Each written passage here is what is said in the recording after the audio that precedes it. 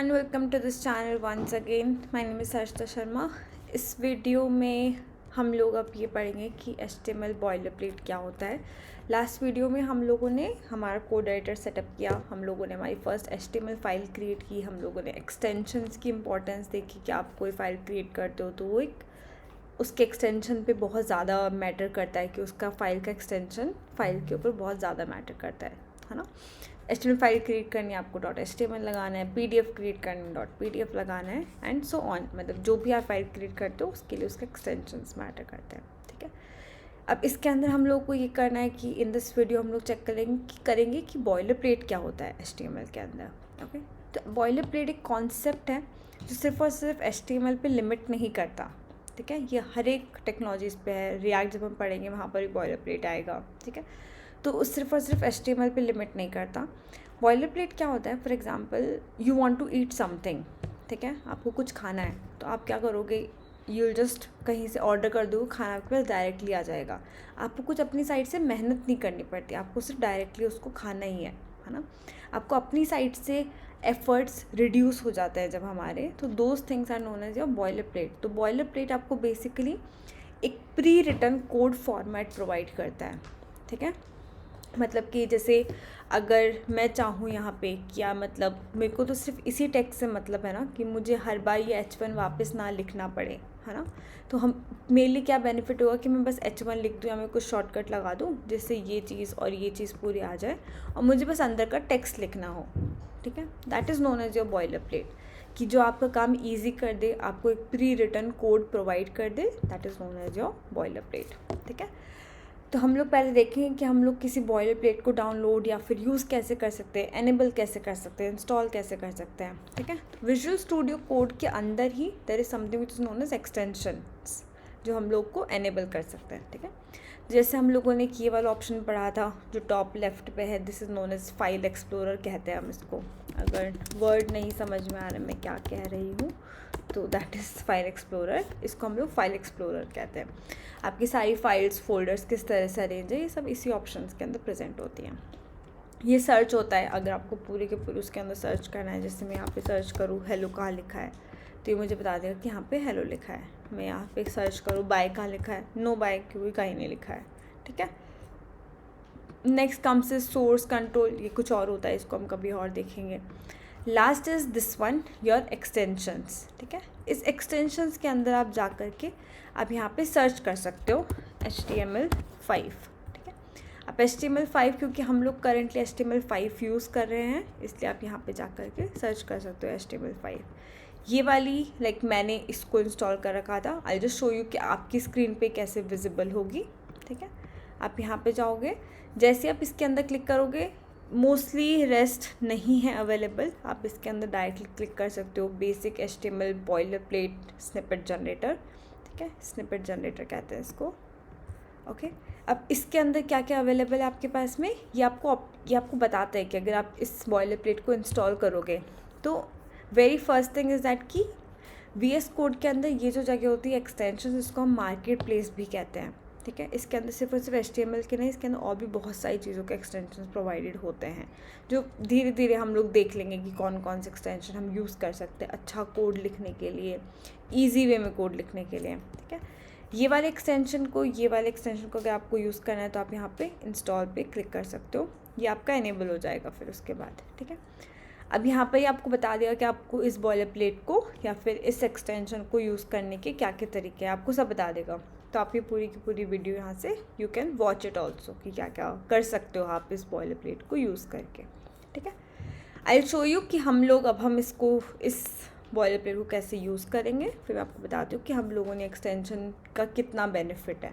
ठीक है, तो लेट्स सेव दिस फाइल. ऐसे ही let's create a new file, एक नया फाइल क्रिएट करते हैं. दिस टाइम हम लोग फाइल का नाम देते हैं index.html. ठीक है, वही .html एक्सटेंशन दो क्योंकि हम लोग एक HTML फाइल क्रिएट कर रहे हैं. अब हम उस बॉयलरप्लेट को यूज़ करेंगे तो यू कैन आइदर, या तो आप ये लिख सकते हो HTML5. ठीक है, तो ये आपको यहाँ पे 4 ऑप्शंस देता है कि आपको कौन सा यूज़ करना है. अगर आप HTML यूज़ करोगे तो सिर्फ ओपनिंग टैग और क्लोजिंग टैग. ठीक है, तो मुझे ये नहीं चाहिए, मुझे इससे ज़्यादा चाहिए बेसिकली. ठीक है, तो मैं ये यूज़ नहीं करना चाहती, मैं ये वाला यूज़ करना चाहती हूँ, दिस सेकेंड वन, ठीक है। तो मेरे को ये इतना सारा कोड ये ऑटोमेटिकली प्रोवाइड कर देगा। इसको हम क्लोज कर सकते हैं। इतना सारा कोड ये मुझे ऑटोमेटिकली प्रोवाइड कर देगा, ठीक है। ये सब कोड की हर एक स्टेटमेंट की बहुत ज़्यादा इंपॉर्टेंस होती है HTML के अंदर। तो अगर आप कह रहे हो, अगर आपको हेलो वर्ल्ड भी प्रिंट करना है, लाइक फॉर एग्जांपल यहाँ पर मैं हेलो वर्ल्ड लिख दूँ, ठीक है। मैं इस फाइल को कॉपी पाथ करूँ, copy path, go to your browser, यहाँ पे मैं इसको पेस्ट कर दूँ, ये भी मुझे हेलो वर्ल्ड ही देगा। कोड के अंदर या आउटपुट के अंदर कुछ डिफरेंस नहीं होगा। पर जब आप एक प्रॉपर कोड लिखते हो या फिर आप किसी इंडस्ट्री में वर्क करते हो, किसी कंपनी के अंदर प्रॉपर प्रोजेक्ट बिल्ड कर रहे हो, आपका कोड बहुत ही अच्छे स्ट्रक्चर में लिखा होना चाहिए, ठीक है। तो उसके लिए ये सब जो चीज़ें हैं, ये प्री डिफाइंड अच्छा स्ट्रक्चर जिसको हम कहते हैं, वो स्ट्रक्चर पूरा का पूरा आपको आपकी बॉयलरप्लेट प्रोवाइड कर देती है। तो ये सब कोड आपको बार बार लिखने की ज़रूरत नहीं पड़ेगी। जब भी आप HTML की न्यू फाइल क्रिएट करोगे, आपको लिखने की ज़रूरत नहीं पड़ेगी। आप बस डायरेक्टली बॉयलरप्लेट यूज़ करो, उस एक्सटेंशन को यूज़ करो, ये वापस ये पूरा का पूरा स्ट्रक्चर आपके लिए ऑटोमेटिकली आ जाएगा। आपको बस फाइनली आपको जो भी पेज पे लिखना है, आपको वो लिखना स्टार्ट करना है, ठीक है। आई जस्ट थोड़ा सा एक्सप्लेन कर देती हूँ हर एक स्टेटमेंट का मतलब क्या होता है। ये फर्स्ट स्टेटमेंट ये कहता है कि आपका जो HTML का जो डॉक्यूमेंट है, ये जो आपका HTML का जो फाइल है, ठीक है, ये हम बेसिकली ब्राउज़र को एक्सप्लेन कर रहे होते हैं, ठीक है, कि HTML ब्राउज़र के अंदर आपके पास जो वेब पेज आ रहा है, ये जो HTML फाइल आ रही है, ये बेसिकली HTML5 वर्जन के अंदर लिखी हुई है। So please be careful, HTML5 के अंदर लिखी हुई है। तो हम बस ब्राउज़र को इन्फॉर्म करते हैं कि ये जो आपके पास फाइल आ रही है वो HTML5 के अंदर रिटर्न है, ठीक है। जब तक हमारे पास HTML4 का वर्जन था, हम ये स्टेटमेंट नहीं लिखते थे, ठीक है। अब हम क्यों लिखते हैं, ये सब चीज़ें क्यों लिखना ज़रूरी है, क्योंकि ऐसा होगा कि हम लोग बहुत सारे टैग ऐसे यूज़ करेंगे जो कि HTML5 के अंदर इंट्रोड्यूस हुए, HTML4 तक में नहीं थे, ठीक है। इसलिए ये स्टेटमेंट लिखना बहुत ज़रूरी हो जाता है, क्योंकि आप कुछ ऐसे टैग यूज़ कर रहे हो जो HTML5 ने इंट्रोड्यूस किए। तो आपको ब्राउज़र को बताना होगा कि हाँ भाई, हमारी ये जो फाइल है वो HTML5 यूज़ करती है। तो आप प्लीज़ उसको HTML5 की तरह समझना और उसके बाद में आप अपने वेब पेज पे डिकोड करके प्रिंट करना, ठीक है। तो this is the meaning of this first statement का ये मतलब होता है, ठीक है। सेकंड स्टेटमेंट जो आपका आता है यहाँ पे, ये इसके अंदर हम लोग एक वैल्यू पास करते हैं। आप इसको वैल्यू मानते हैं अभी के लिए, वैसे इसका नाम हम लोग बहुत स्पेसिफिक नाम होता है, एट्रीब्यूट्स कहते हैं हम इसको, ठीक है। क्या कहते हैं, एट्रीब्यूट्स। पर ये हम एट्रीब्यूट्स आगे बहुत अच्छे से पढ़ेंगे, बहुत डीप में इसका will be reading about attributes, ठीक है। पर अभी के लिए इसके अंदर हम लोग बेसिकली मेंशन करते हैं इस तरह से कि हम लोग का जो वेब पेज है वो इंग्लिश लैंग्वेज सपोर्ट करता है। हम लोग इंग्लिश लैंग्वेज के अंदर पूरा का पूरा वेब पेज जो हम लोग क्रिएट कर रहे हैं या हमारा HTML फाइल क्रिएट कर रहे हैं, वो पूरा का पूरा इंग्लिश लैंग्वेज के अंदर। हम बस ब्राउज़र को इन्फॉर्म कर रहे हैं, ठीक है। तो ये सब चीज़ें कि इन्फॉर्मेशन प्रोवाइड कर रहे हैं, डिटेल्ड लाइक बेसिक इन्फॉर्मेशन जो हम ब्राउज़र को प्रोवाइड करना चाहते हैं हमारा मेन कोड देने से पहले, ठीक है। ऑलराइट, अब इसके अंदर 2 टैग होते हैं। तो आप हमेशा एक चीज़ याद रखना, जो पूरी की पूरी HTML की जो फाइल आप क्रिएट करोगे, ठीक है, मतलब अगर मैं एक और फाइल क्रिएट करती हूँ to explain, let's say abc.html, ठीक है, मतलब एक कोई भी बेसिक HTML बनानी है आपको फाइल, जिसमें आप चाहते हो कि नहीं, मेरे को सारे के सारे टैग नहीं लिखने जो बॉयलरप्लेट प्रोवाइड कर रही है, मेरे को बस बेसिक लिख सकता हूँ, मैं सारे नहीं लिखना चाहती, ठीक है। सो आप फर्स्ट HTML तो लिखना ही है कि आप फर्स्ट सबसे पहले पूरे के पूरे एंटायर कोड को आपको HTML टैग के अंदर रैप करना होता है, ठीक है। इसके अंदर अब आपके इसके 2 चाइल्ड होते हैं, मतलब 2 बच्चे हैं इसके, मतलब first would be head, another would be body. ये आपका पूरा पूरा वेब पेज, हेड और बॉडी मिलके आपका पूरा पूरा वेब पेज बनाते हैं, ठीक है। तो ये होता है आपका फर्स्ट हेड टैग, ठीक है। ये इसका ओपनिंग टैग हो गया, ये इसका क्लोजिंग टैग हो गया। इसके अंदर आ जाता है आपका बॉडी टैग, इसके अलावा ये आ गया आपका बॉडी टैग। तो ये आप देख रहे हो, ये HTML है आपका, ये HTML टैग जो आपका पेरेंट है, सबसे टॉप लेवल पे जो आपका पेरेंट है। इस पेरेंट के 2 चाइल्ड एलिमेंट्स है। फर्स्ट आपका हेड चाइल्ड एलिमेंट हो गया, ये आपका बॉडी चाइल्ड एलिमेंट हो गया, ठीक है। अब आपको जो भी आपका कोड लिखना है, आपको हेलो वर्ल्ड लिखना है, आपको बटन बनाना है, इमेज लगानी, जो भी लगाना है, वो सब चीज़ें आप बॉडी के अंदर करते हो, ठीक है। आपको और कुछ चीज़ें ऐड करनी है तो वो सब चीज़ें आप अपने हेड टैग के अंदर करोगे, ठीक है। तो ये सब चीज़ें, ये एक बेसिक कोड है। हम लोग जो भी मतलब प्रोवाइड करते हैं, बॉयलर प्लेट जो भी टैग्स ऐड करती है वो बेसिकली हेड टैग के अंदर ऐड करती है। बॉडी आपका एम्प्टी रहता है। जैसे आप यहाँ पे चेक करोगे, यहाँ पे हमारा बॉडी एकदम एम्प्टी था, ये हेलो वर्ल्ड हमने खुद से ऐड किया था, राइट। तो आपका बॉडी हमेशा एम्प्टी रहेगा। हम यहाँ पे हेड टैग के अंदर हमने ये सारे टैग्स ऐड किए हुए हैं, ठीक है। नाउ दिस मेटा टैग, ये वाला क्या होता है, ये बेसिकली कैरेक्टर सेट एट्रीब्यूट लेता है, जो कहता है कि हम UTF-8 इसका वैल्यू होता है, ठीक है। बहुत ही ब्रीफ में बता देती हूँ। इसका मतलब ये होता है कि जो आप HTML5 क्रिएट कर रहे हो, जो आपने फाइल क्रिएट करी है, उसको हम एक सिस्टम के अंदर डिकोड करेंगे मतलब कि ये जो कैरेक्टर्स आपने यूज़ किए हैं, M यूज़ किया है, E यूज़ किया है, T, A, मतलब जो भी आपने यूज़ किया है, सिस्टम तो नहीं समझता, सिस्टम सिर्फ 1-0 समझता है, राइट। वो सिर्फ बाइनरी कोड समझता है।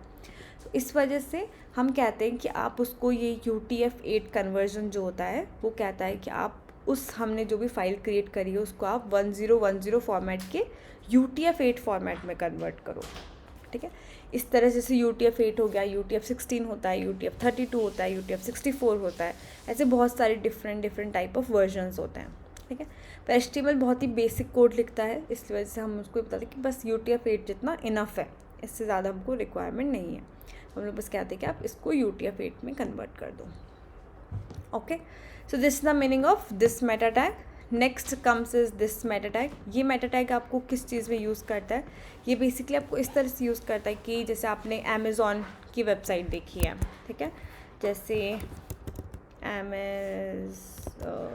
फ्लिपकार्ट फॉर एग्ज़ाम्पल, ठीक है, या आप फ्लिपकार्ट की वेबसाइट देखते हो, ठीक है।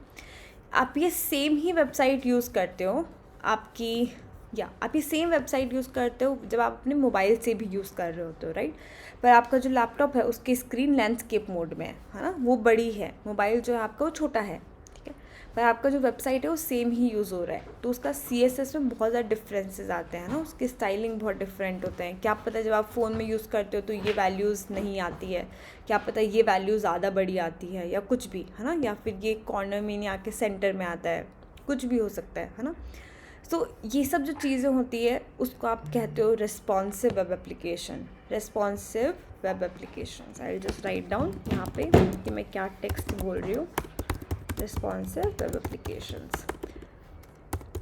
रिस्पॉन्सिव एप्लीकेशन क्या होती है, एक ऐसी वेबसाइट, एक ऐसी वेब ऐप जो कि मल्टीपल डिवाइसेस के डिफरेंट स्क्रीन साइज जिसका होता है, उसके अंदर एक सेम वेबसाइट सबको सपोर्ट करती है, वो आपकी कहलाती है responsive web application.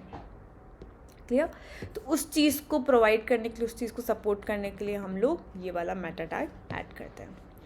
That's it. This last tag, इसके अंदर लास्ट टैग के अंदर हम लोग ये बताते हैं कि आप कुछ भी यहाँ पे टाइटल दे सकते हो। फॉर एग्जांपल जैसे ये यहाँ पर जैसे आप देख सकते हो, यहाँ पे टॉप पर आपका टाइटल जो होगा वो डॉक्यूमेंट लिखा होगा, ठीक है। अगर आप चाहो यहाँ पे जैसे डॉक्यूमेंट लिखा है तो ये डॉक्यूमेंट लिखा हो। अगर आप चाहो कि मैं इसको चेंज करना चाहती हूँ तो आप इसको चेंज कर सकते हो। एंड आई विल से कि हम लोगों ने आज पढ़ा बॉयलर प्लेट, ओके। आप इसको सेव कर सकते हो और आप यहाँ पे इसका वैल्यू चेक कर सकते हो। करंटली इसका वैल्यू डॉक्यूमेंट है, मैंने वहाँ पे बॉयलर प्लेट में चेंज कर दिया है। मैं इसको पेज को रीलोड करूँगी तो ये टेक्स्ट यहाँ से अपडेट हो जाएगा, ओके। सो ये सब चीज़ें आपका बॉयलर प्लेट आपको एक डिफ़ॉल्ट प्री रिटन कोड का स्ट्रक्चर प्रोवाइड करता है। आपको अब जो अपना कोड लिखना है, आपको जो अपने टैग्स यूज़ करने हैं, आपको बटन्स लगाने, इमेज लगानी, जो भी सब आपको लगाना है, आपको जो भी सब करना है वो सब आप इनसाइड योर बॉडी करोगे। ये सब चीज़ें आपका बॉयलर प्लेट सब कुछ हैंडल कर लेता है। तो आप बस अपना बॉयलर प्लेट यूज़ करोगे, बाकी सब चीज़ें आपको you don't have to worry about, बाकी सब चीज़ों की आपको चिंता करने की ज़रूरत नहीं है, ठीक है। तो या तो आप एक तरीका तो ये होता है कि आप इस तरह से ये बॉयलर प्लेट लेके आ सकते हो, सेकंड ऑप्शन यूज़ करके HTML:5 यूज़ करके, या फिर आप इस तरह से भी लेके आ सकते हो एक्सक्लेमेशन मार्क यूज़ करके फर्स्ट वाला। ये आपको पूरा का पूरा कोड यहाँ पे प्रोवाइड कर देगा, okay. That's it for this video. Thank you so much for watching. Next video के अंदर हम लोग चेक करेंगे कि हमारे बेस टैग्स क्या क्या होते हैं, heading tags, paragraph tags and all this, okay. Thank you.